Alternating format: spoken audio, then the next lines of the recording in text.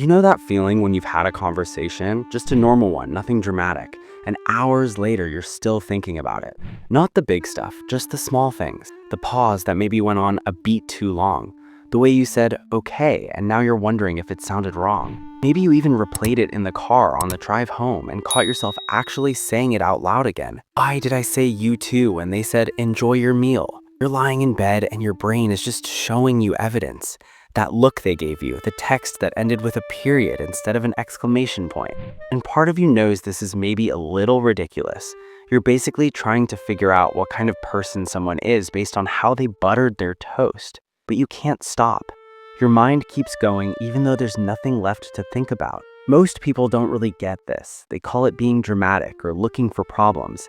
They say things like, just stop thinking about it, like that's something you can actually do. Like you enjoy spending your mental energy going over a conversation about someone's grocery list from 3 days ago. The outside world tends to see it as something wrong with you, like you just can't relax.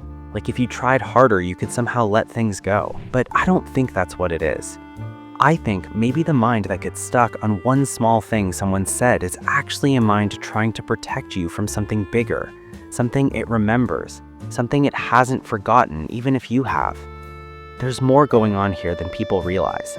This thing where you overthink the small stuff, it's not random. It's not just some habit you picked up. Psychologists sometimes talk about it as threat sensitivity or an error detection system that's just very active. There's a part of the brain that lights up when something doesn't match what you expected, when things feel a little off. Its job is to notice. In most people, that part flags it and moves on. That was weird. Anyway. But in someone who overthinks small things, the alarm doesn't really shut off. It keeps scanning, keeps looking for more evidence. The pathways between the emotional part of the brain and the part that makes sense of things, they're just busier. The volume is turned up. A small thing looks like a big thing because your nervous system is set up to see it that way. Which raises a question, a quiet one. If this system was built to protect you, why does it still feel like it's hurting you? And here's the thing about that setup. It didn't come from nowhere. This is something your brain learned to do. If you find yourself focused on small expressions and small changes in someone's voice, it's often because at some point in your life, the small things actually weren't small. Maybe you grew up in a place where a change in someone's mood meant something real, where you had to watch people's moods to feel safe. When you're a child, you can't control the big, chaotic things happening around you, but you can try to control what you can. You learn to read the room. You learn to notice the signs before something bad happened. So you became an expert in small things. Your brain learned that staying safe meant noticing the small clues, the quiet before the yelling, the comment that came before days of silence. Your mind built a system to protect you by looking for threats, and it worked. It kept you safe. The body forgets that the danger is gone. The system keeps running the same way. It's still looking for threats in safe places, thinking a friend's distracted means something bad is coming. That's the part that's hard to see when you're in it. And look, this isn't better or worse than other ways of being. It's just different. The person who never notices the small stuff gets to move through life with a kind of easy freedom. They don't carry the weight of every small expression, but they also miss things. They miss the quick flash of pain in a friend's eyes. They miss the quiet moment when someone needed to be seen. That's the trade-off. You, on the other hand, are very sensitive to what's underneath. You see the things that aren't obvious.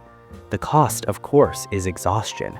It's lying awake at 2 a.m. trying to figure out a text that was probably sent while someone was on the toilet. The trade-off is you carry weight that isn't yours to carry, trying to solve problems that don't exist yet, trying to stop a pain you already know too well. But here's what's interesting. The thing that wears you out is also a kind of intelligence. It's a sensitivity to connection. The reason you're looking for the small stuff is because the small stuff is the relationship. You know that love lives in those small moments. You know that feeling safe comes from the way someone says your name. You're not focused on small things because you're broken. You're focused on them because deep down you know they're the only things that actually matter. Think about that for a second. You're trying to take care of something that most people just walk past. You're paying attention to things they don't even see. So when you find yourself getting lost in thoughts about a tone of voice or a one-word reply, you don't need to judge yourself for it. You don't need to force yourself to stop. You just need to notice what's happening. You can quietly say to yourself, there it is, the old system is running. It's trying to protect me. It's trying to fix the past in the present. Which means when you're lying awake tonight trying to understand that text, you can see it for what it is. Not a flaw, just a sign of where you've been. You're not crazy. You're not too much. You're a person with a very sensitive system, built for a world that may not exist anymore. And that sensitivity, when you learn to hold it gently, it's not a bad thing. It allows you to be the person who notices, the person who cares about the details, the person who, because they know how much the small things hurt, also knows how much they can help. You're the person who sends the text that feels just right, who remembers the detail that makes someone truly known. The cost of feeling everything is high, but so is the gift. If this felt familiar, if it felt like I was describing a place you've lived in your whole life, then you probably know there are other places too, other parts of this way of being that we haven't looked at yet, that maybe help explain the rest.